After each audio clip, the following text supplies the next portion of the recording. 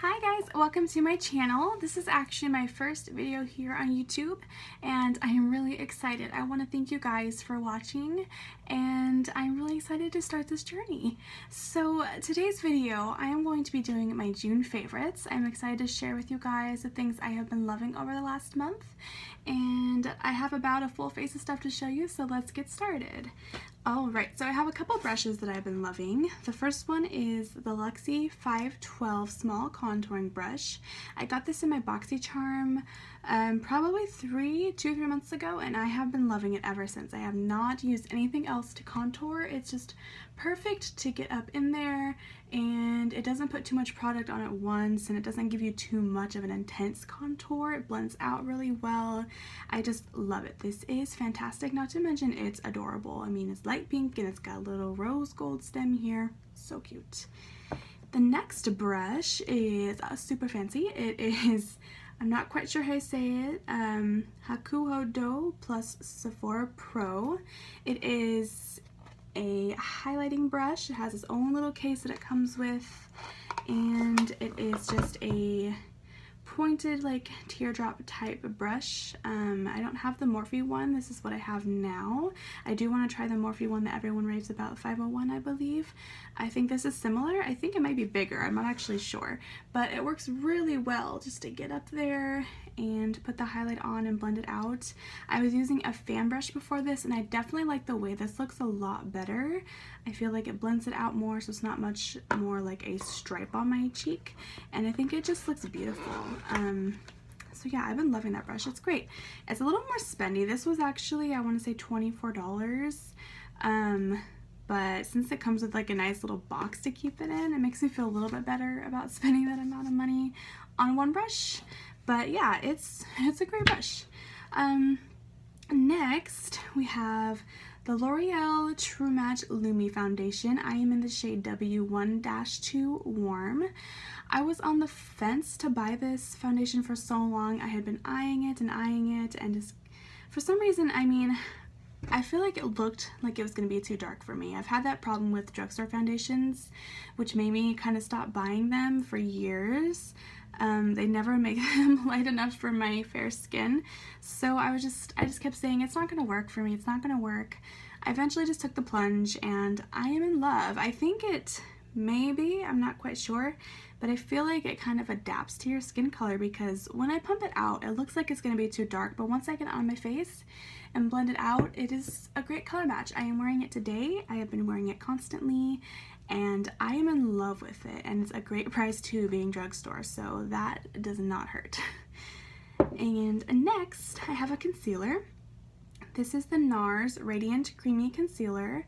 I have been using it non-stop since I got it. This is the shade Chantilly. I was using the Urban Decay one before, the Naked one, which I do still love very much. This one is just a little less yellow toned, which is really great for me. I'm more of a pink undertone, so having something more neutral like this is great, plus it being illuminating and radiant is perfect for me. I have really dry skin, and I'm always looking for something that's going to make me look more glowy. So this has been a wonderful, wonderful item for me, and I am in love with it.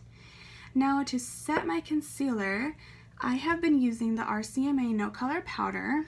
I did not use powder for the longest time. I thought, you know, having dry skin, it's not going to work out for me. I should just let it be.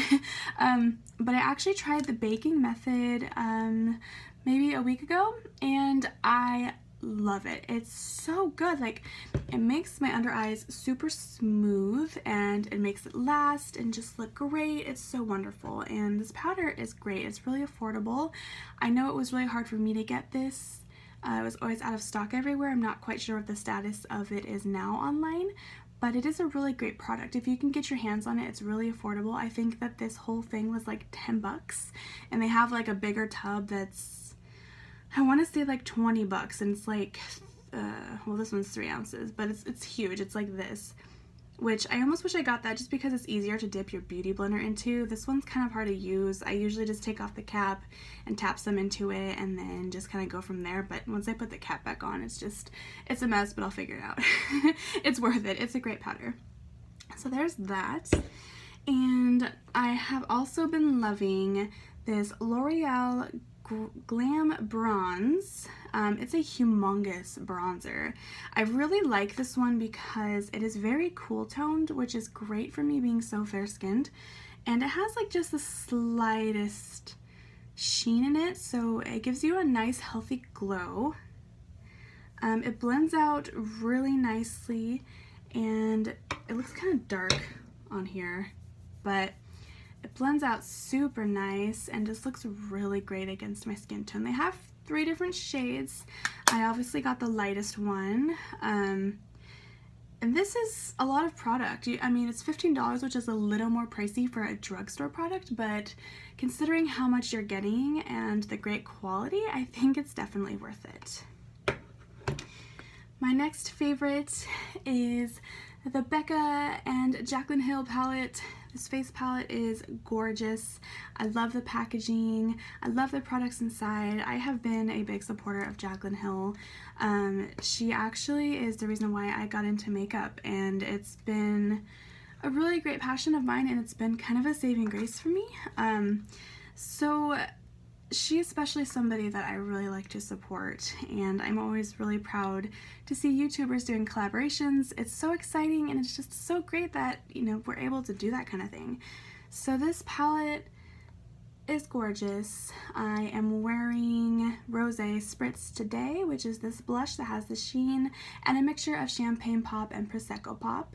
I'm not sure how well you can tell on camera, but it is gorgeous. I feel like Champagne Pop is kind of just the highlighter that I go back to if I don't know what to do. When in doubt, Champagne Pop is actually the first highlighter that I ever bought, and for the longest time I didn't buy another highlighter. I didn't want to try anything else. I was just so in love with it, and I still am.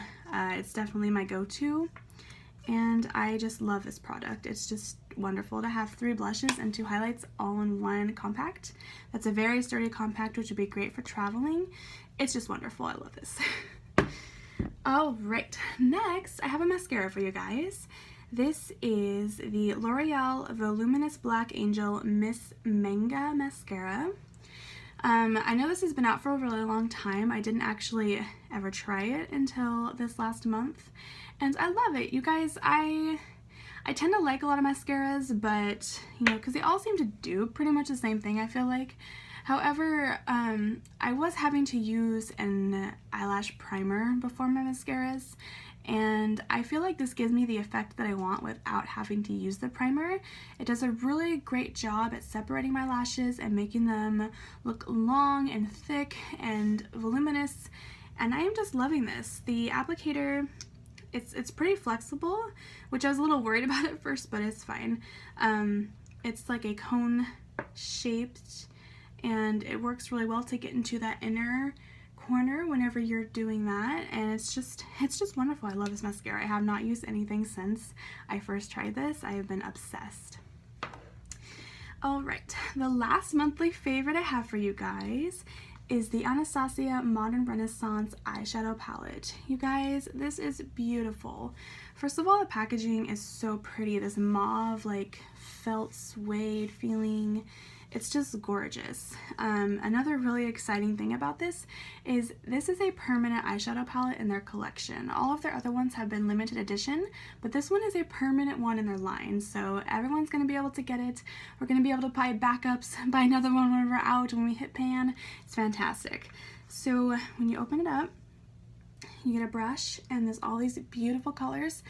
I feel like, you know, warm tones have been really popular lately, and I've been loving them. This palette in particular has the perfect mix, I feel, of colors. You have some cool tone ones here, and just like perfect transition shades, and just like these great pops of color. I'm using red ochre today as my outer V and like in the bottom part of my crease, and it's just beautiful. These are very pigmented, they're very creamy, they're just so pretty. These shimmery ones, I mean, come on, you guys. This is Realgar. Oh my gosh, it's so gorgeous. And I just love this purple mauve one, Bon Fresco. Not sure how well you can see it there, but It is so pretty, and it's so nice to have cool toned mixed with warm tones. You don't really see that very much these days, but those are those three swatched. They're just beautiful, you guys. This just pops. It's just beautiful. So yeah, I have just been loving this eyeshadow palette, and I'm very happy that I got it. I wasn't sure at first just because I have so many warm tone shadows and palettes, but I needed it, and I do need it. It's wonderful. Alright, so that is all that I have for my monthly favorites for the month of June. Thank you so much for watching, and I will see you guys in my next video. Bye!